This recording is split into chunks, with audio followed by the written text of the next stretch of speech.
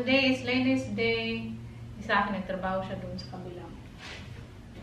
Normally, nanilinis ako every Tuesday. Sa akin nasa opisina niya. Pero minsan, Tuesday, hindi man siya magpunta. So, wala man akong gagawin. So, linis na lang tayo. Kasi ayaw ko yung walang gawin. Laayan ko. Maboboard ako pag wala akong ginagawa. Tapos nakapag-apply na din ako online. Antay ako sa mga response nila kung matanggap ba ako online. Tapos hindi na naman ako matanggap, mag-apply naman ako sa iba. So, ganyan ako. Antayin ko muna yung reply nila bago ako mag-apply ng iba.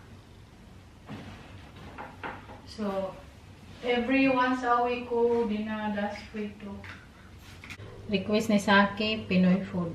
Pag Pinoy food, padami yung kain ko eh. Kasi rice. So, magpaksiw tayo ng salmon. Salmon na may gata.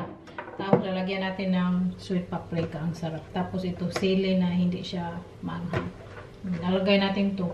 Pero, magawa na rin ako ng munggus. Kasi gusto niya din ng munggus. Pinaanuhan ko na yung munggo kanina. So, malambot na. Tapos, lagyan ko siya ng seafood na mixed seafood.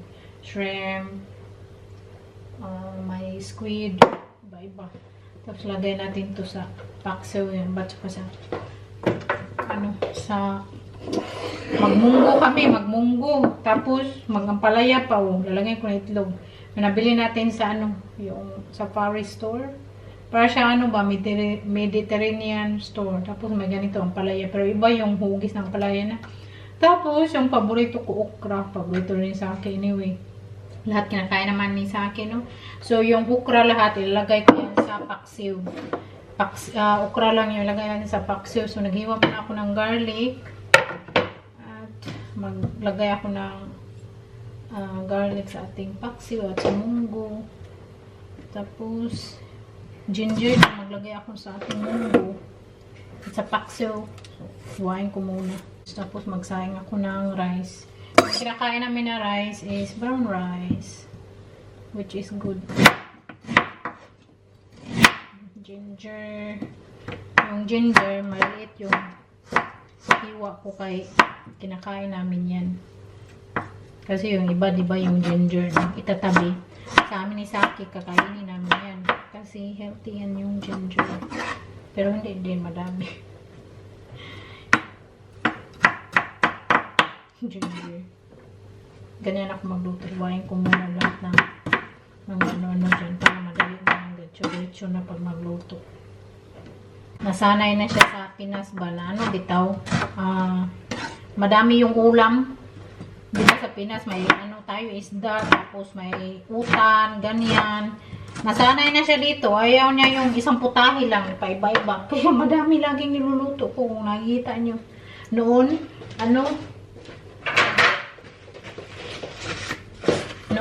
rice lang, tapos ulam. Ngayon, iba-iba. Gusto niyang ganyan. Hindi naman kami very matipid sa mga inuulam namin. Kaya syempre kami lang namang dalawa. So, kinakain namin kung anong gusto namin kainin.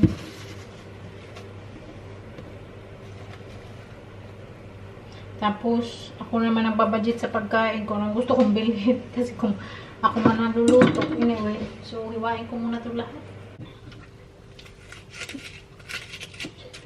Sa Pinas, lagi kaming may ampalaya. Kay si Saki, rice at ampalaya. Ang paborito niya. Anyway, paborito mo niya lahat ng Pinoy food. Diba? Ang galing lang naman ang hiwa.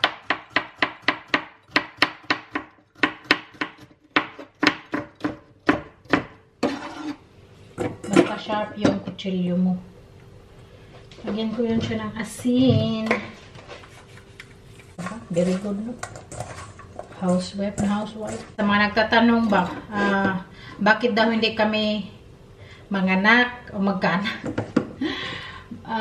Siguro ano yan sila bago na subscriber. Hindi po ako pwedeng magkaanak kasi delikado ako yung may diferensya.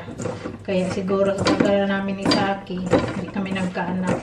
Pero pa-check man kami noon, no? Anyway, na-answer ko naman yan sa mga vlogs natin. Kaya sa hindi pa alam, hindi po pwede kaming magkaanak kasi delikado. Delikado para sa akin. So, yun. Kaya yung iba tanong ng tanong, so sagot natin na hindi po pwedeng magkaanak ako. Munggo, mainit na. Kunting garlic. Tapos luya. Igisa ko muna yan, luya, garlic. Tapos yung ating sibuyas.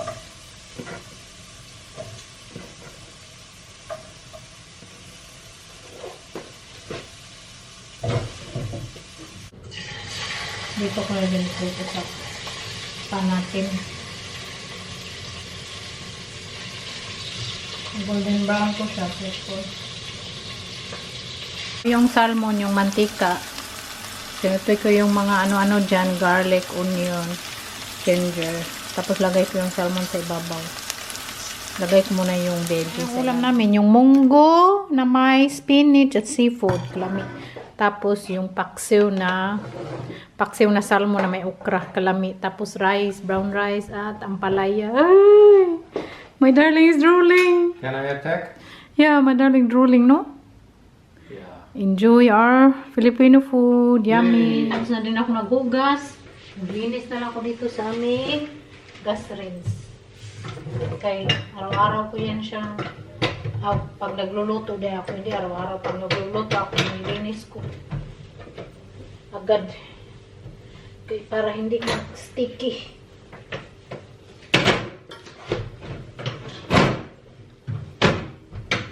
Spray is 99% kill bacteria. Diba? Char. Ang bango pa. Saki, nag-relax na siya doon sa yung basa-basa. Hindi ko yan siya pinapatulong pag Monday to Friday. Saturday and Sunday lang. Sa mga gawaing bahay. Kaya may trabaho man siya. Tapos tayo, wala naman tayong trabaho. Kain lang. Pero ang daming trabaho sa bahay. Agoy.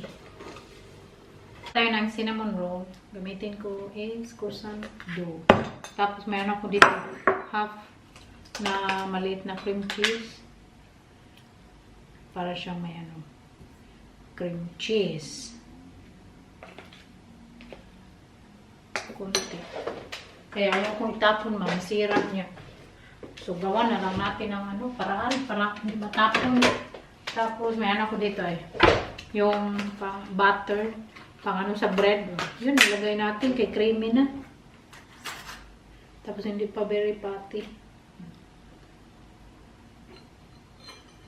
Yan na lang siguro. Tapos mix ng maayos.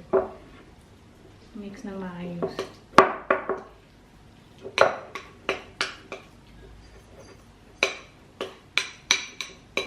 Tapos lagyan mo siya ng sugar.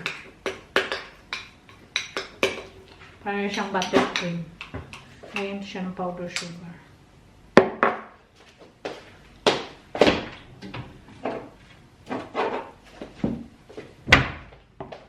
Siya ng vanilla.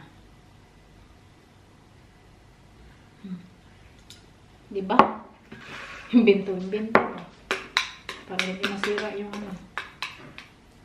Ito na yung pang sa parang babaw buttercream na. Tapos powder sugar. Ay! Diyos ko. Kiyata yun ako Sakto na yan. Maglinis naman ako dito. Smooth na siya, nag-smooth na. Ito yung palagay natin sa babaw na mamaya. Cinnamon roll. Ito ba, baking. Wala pala akong baking paper. Hi.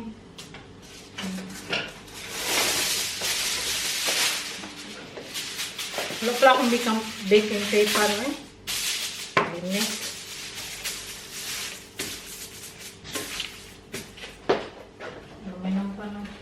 Bukas yung binakon.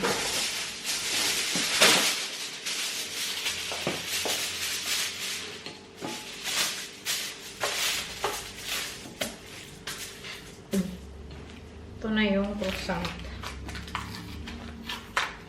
Somebody's watching me. Ano naman siya? Dapat inahin man siya ganyan. Ganyanin mo yung dugay.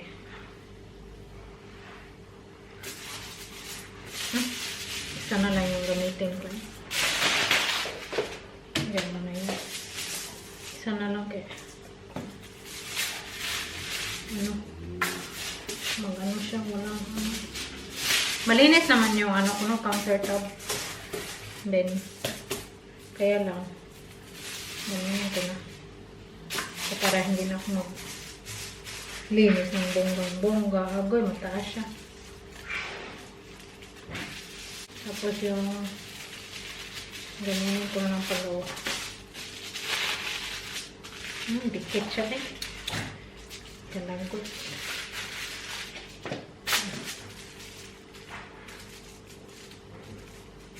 Hindi ko alam kung masarap to ang ano nila. Do. Ibang baho yung ano nila. Do.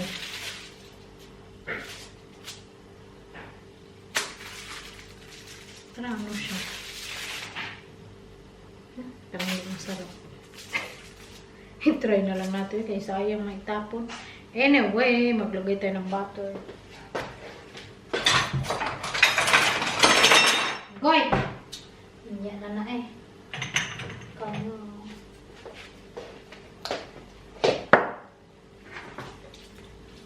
Butter. Ganyanin ko lang pag butter. Yung butter na ginamit natin.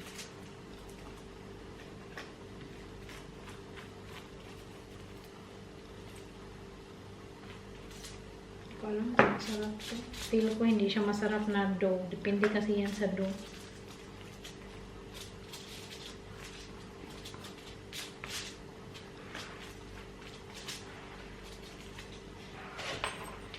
Yung amoy niya na dough ba, iba siya.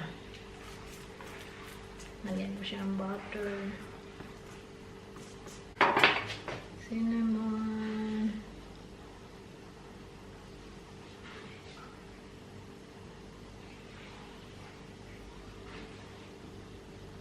Kung meron ako dito raisin. Lagyan ko siya ng raisin. Ano siya? Mix na raisin at saka cranberry. Binibili ko to siya sa market. Kaya masarap. Hindi ko siya ubusin. Sakto na yan.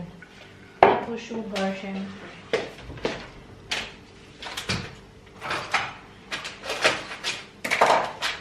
Ang ilalagay ko na sugar, brown sugar. Para mag-caramelize siya.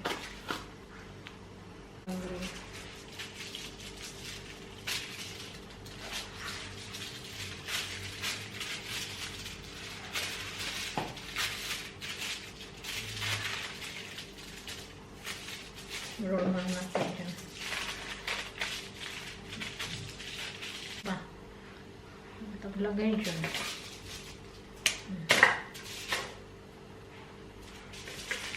Minsan yung bento ko, success, minsan hindi. Yung ating cinnamon roll. Tapos yung cream, lagay natin yan sa backbone. Mamaya na pag malamig-lamig na. Kain. Thank you so much for watching. Love you all.